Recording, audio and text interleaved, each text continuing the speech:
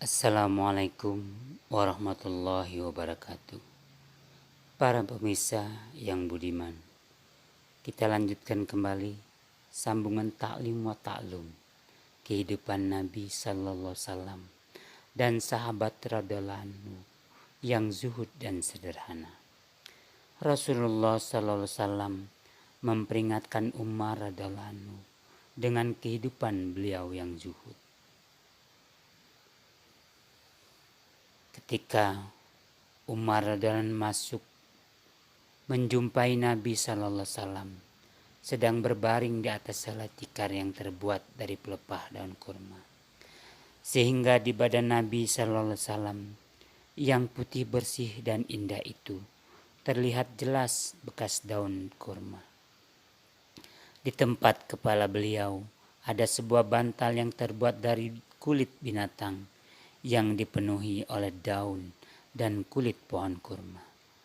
Umar radhiyallahu anhu bercerita, aku mengucapkan salam kepada beliau, kemudian bertanya, apakah engkau telah menceraikan istri-istri engkau ya Rasulullah? Nabi SAW menjawab, tidak. Aku merasa sedikit lega. Sambil bercanda aku mengatakan, ya Rasulullah, kita adalah kaum Quraisy yang selamanya telah menguasai wanita-wanita kita. Tetapi setelah kita hijrah ke Madinah, keadaannya sungguh berbeda dengan orang-orang Ansor.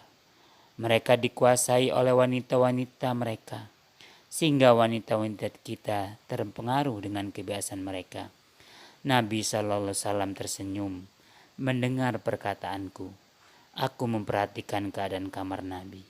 Terlihat 3 lembar kulit binatang yang telah disamak dan sedikit gandum di sudut kamar itu.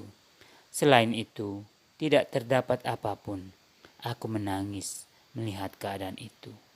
Rasulullah SAW bertanya, mengapa engkau menangis? Aku menjawab, bagaimana aku tidak menangis ya Rasulullah? Aku sedih melihat bekas tanda tikar yang engkau tiduri di badan engkau yang mulia, dan aku prihatin melihat keadaan kamar ini ya Rasulullah. Berdoalah, semoga Allah mengaruniakan kepada Tuhan bekal yang lebih banyak. Orang-orang Persia dan Romawi yang tidak beragama dan tidak menyembah Allah, tetapi raja mereka tetap hidup mewah. Mereka hidup dikelilingi taman yang di tengahnya mengalir sungai-sungai.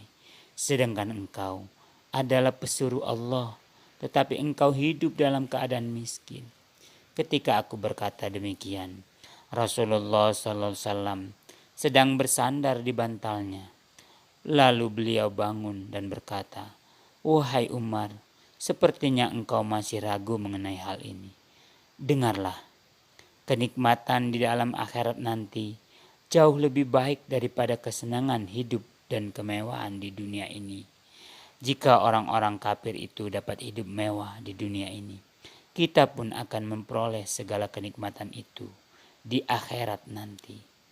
Di sana kita akan mendapatkan segala-galanya, dan di sana di akhirat itu kita akan kekal abadi. Mendengar sabda Nabi Sallallahu Alaihi Wasallam itu, aku merasa menyesal, lalu berkata, ya Rasulullah, memohon ampunlah kepada Allah untukku. Aku telah bersalah dalam hal ini. Hikmah, Rasulullah SAW adalah pemimpin agama dan dunia, sekaligus kekasih Allah Subhanahu wa Ta'ala. Namun beliau tidur di atas sehelai tikar yang tidak dilapisi apapun, sehingga menimbulkan goresan bekas tikar itu di badan beliau yang putih. Kita dapat mengetahui bagaimana keadaan ekonomi Rasulullah SAW ketika Umar radhiyallahu anhu menganjurkan kepada beliau agar berdoa kepada Allah supaya diberi harta, beliau malah memperingatkannya. Seseorang bertanya kepada Aisyah radhiyallahu anha mengenai tempat tidur Rasulullah SAW. Aisyah radhiyallahu anha menjawab, bantalnya terbuat dari kulit binatang yang diisi dengan kulit pohon kurma. Pertanyaan yang sama dikemukakan kepada Hafsah radhiyallahu anha. Dia menjawab, tikarnya terbuat dari sehelai kain yang dilipat dua. Pada suatu hari, untuk memberi kenyamanan pada Nabi, aku telah menghamparkan kain itu berlipat 4. Keesokan harinya, Nabi Shallallahu Alaihi Wasallam bertanya, apakah yang telah engkau hamparkan untukku tidur tadi malam, sehingga terasa lebih empuk dan lebih nyaman? Aku menjawab, kain yang sama ya Rasulullah, tetapi aku melipatnya 4 lipatan. Beliau menjawab, kain yang sama, tetapi aku melipatnya 4 lipatan. Beliau Sallallahu Alaihi Wasallam bersabda, lipatlah seperti semula.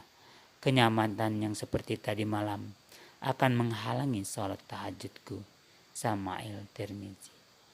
Keadaan kita saat ini selalu ingin tidur nyaman di atas kasur yang empuk. Lihatlah Rasulullah Sallallahu Alaihi Wasallam.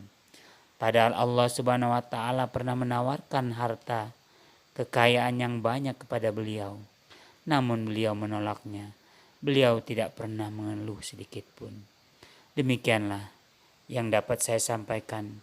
Mudah-mudahan ada manfaatnya dan mudah-mudahan pula kita diistiqomahkan oleh Allah Subhanahu wa taala dalam ketakwaan, keimanan, kebaikan dan menjalankan segala ibadah-ibadah kita yang diridhai oleh Allah Subhanahu wa taala.